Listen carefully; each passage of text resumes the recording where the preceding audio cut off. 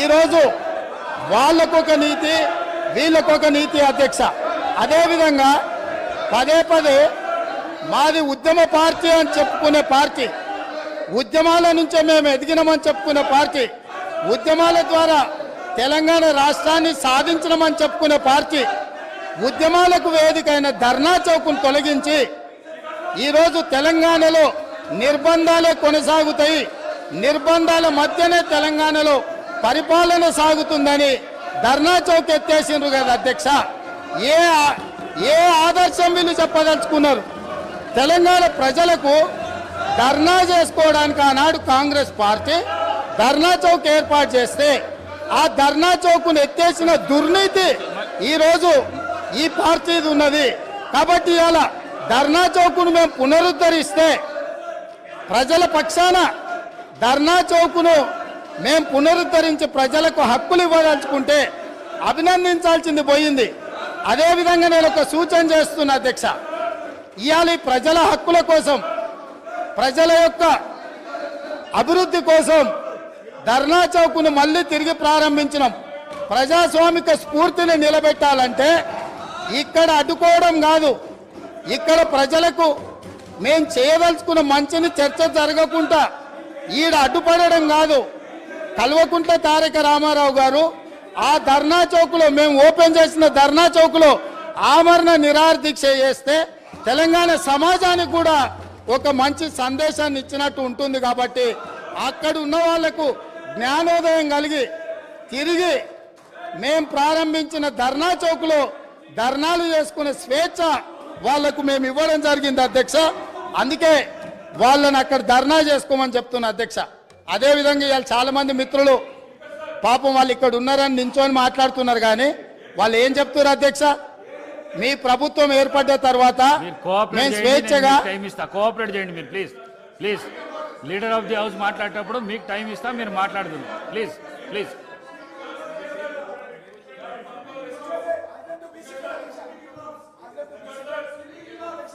Speaker sir, చాలామంది సభ్యులు కొత్తగా ఎన్నికైన వాళ్ళు కలిసి అన్న ఈ ప్రభుత్వం వచ్చిన తర్వాత, ఫలితాలు వచ్చిన తర్వాత మాకు స్వేచ్ఛ వచ్చింది, మేము స్వేచ్ఛగా మా ఫోన్లలో మాట్లాడుకోగలుగుతున్నాము. అంతకుముందు ప్రభుత్వంలో ఉన్న ఫేస్ టైంలోనో ఇతర ఇతర ఇతర యాప్స్లలో మేము మాట్లాడుకునే పరిస్థితి ఉంది. ఇవాళ మాకు స్వేచ్ఛ వచ్చిందని చెప్తున్నారు. సో వాళ్ళు ఈ విషయాలన్నిటిని కూడా పరిగణలోకి తీసుకుంటే వాళ్ళకు ఏం జరిగిందో, మార్పు వచ్చిందేందో కూడా వాళ్ళకు అర్థమవుతుంది అధ్యక్ష. అదేవిధంగా అధ్యక్ష,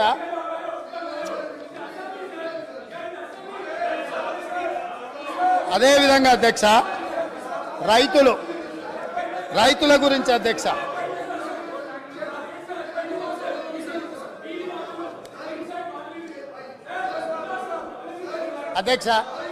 పదే పదే రాష్ట్ర ప్రభుత్వము, రైతు ప్రభుత్వము, రైతును రాజును చేసినామని మాట్లాడుతుంటుంది అధ్యక్ష.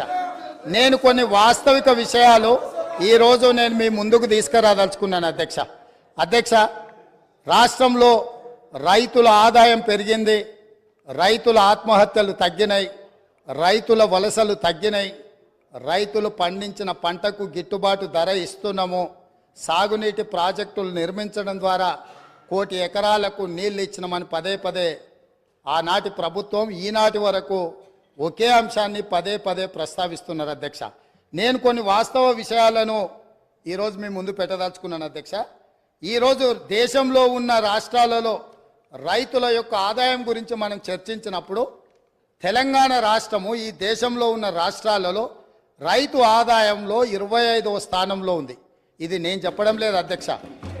రాజ్యసభలో కేంద్ర ప్రభుత్వము ఒక ప్రశ్నకు సమాధానం ఇస్తూ రైతుల యొక్క ఆదాయాన్ని లెక్కించినప్పుడు తెలంగాణ రాష్ట్రంలో ఉండే రైతు యొక్క ఆదాయము 9,403 రూపాయలు. అంటే ఇది మొత్తం దేశంలో ఉన్న అన్ని రాష్ట్రాలలో 25వ స్థానం. అత్యధికంగా రైతు ఆదాయం ఉన్న రాష్ట్రం ఏదో తెలుసా అధ్యక్ష? మేఘాలయ, 29,348 రూపాయలు.